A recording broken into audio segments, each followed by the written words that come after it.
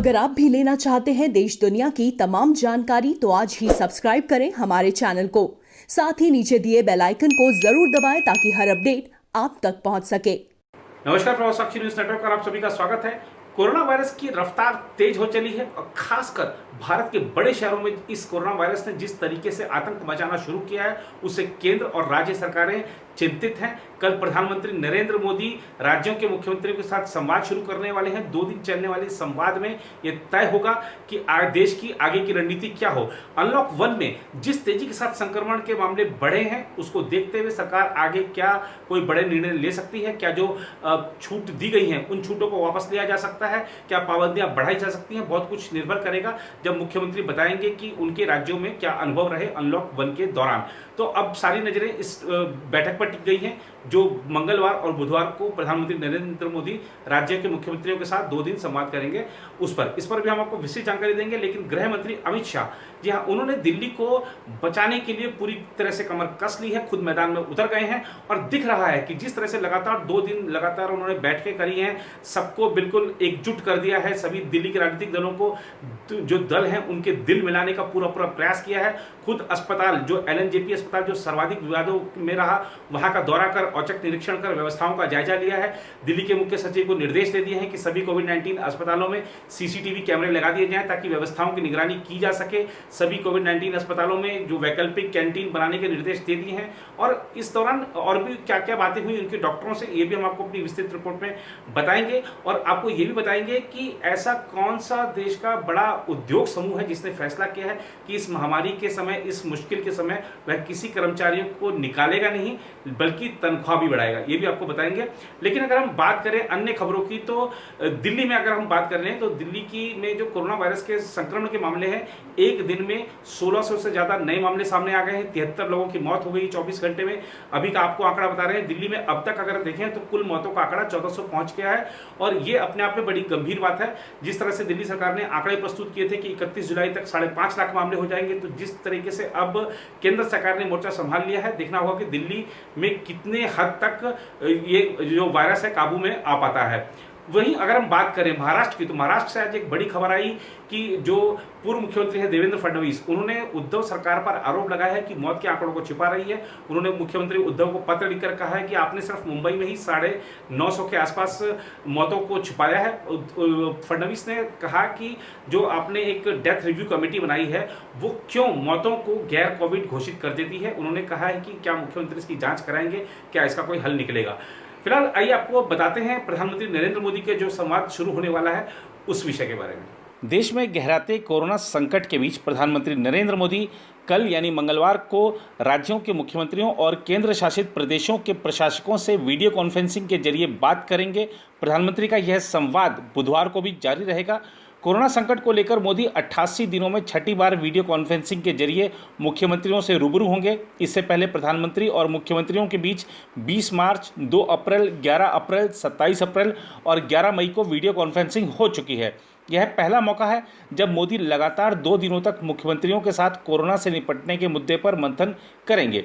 बैठक में कोरोना से सबसे अधिक प्रभावित शहरों और इलाकों में सख्ती बढ़ाने पर विचार किया जा सकता है।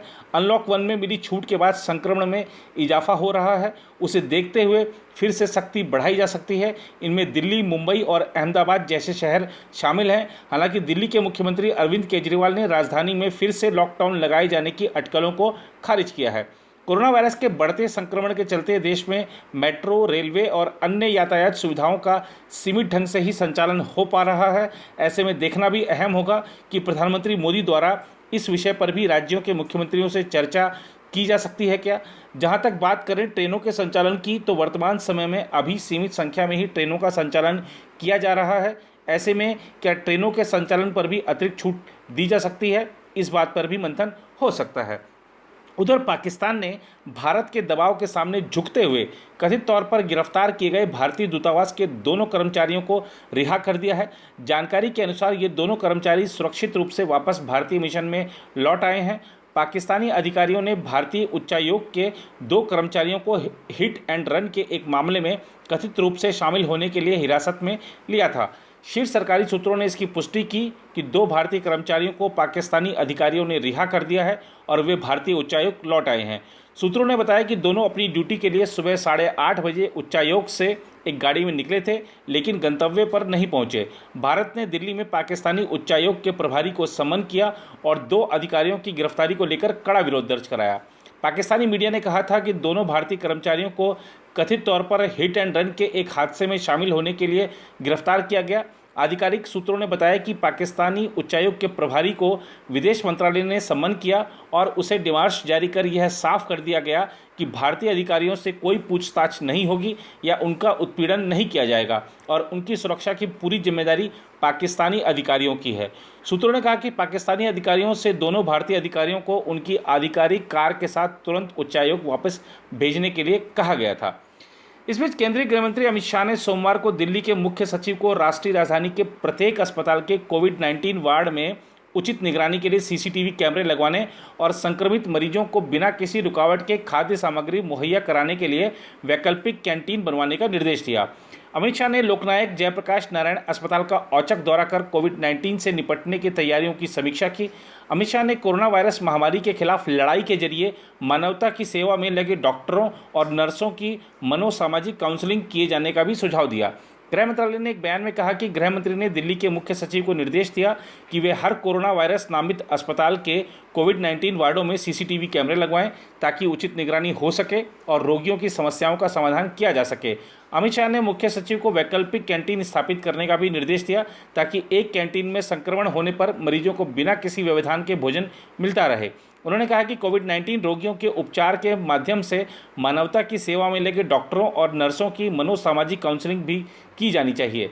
बयान के मुताबिक अमित शाह ने कहा कि ऐसा करने से वे न केवल शारीरिक रूप से बल्कि मनोवैज्ञानिक रूप से भी महामारी से लड़ने के लिए फिट रह पाएंगे। अधिकारियों ने बताया कि गृह मंत्री ने अस्पताल के सम्मेलन कक्ष में वरिष्ठ चिकित्सकों से मुलाकात की, जिन्होंने उन्हें अस्पताल में उपचाररत मरीजों, वहां हुई मरीजों की मौत और मरीजों की भर्ती प्रक्रिया समेत कई अन्य चीज़ों की जानकारी दी। उन्होंने कहा कि अमित शाह ने अस्पताल में कोविड-19 के मरीजों की मौत, उनके ठीक होने की दर और अन्य विषयों पर जानकारी ली। गौरतलब है कि पिछले कुछ समय से राष्ट्रीय राजधानी में अस्पतालों में कोविड-19 मरीजों के लिए बेड की अनुपलब्धता और प्रयोगशालाओं में जांच करवाने में होने वाली कठिनाइयों समेत कई मुद्दों को लेकर दिल्ली सरकार की काफ़ी आलोचना हो रही है, जिसके बाद हालात बिगड़ते देख गृह मंत्री अमित शाह ने खुद कमान संभाली। दिल्ली में कोरोना वायरस से 41,000 से अधिक लोग संक्रमित हुए हैं और इससे अब तक 1300 से अधिक लोगों की जान जा चुकी है। संक्रमितों की संख्या के मामले में दिल्ली देश में महाराष्ट्र और तमिलनाडु के बाद तीसरे स्थान पर है।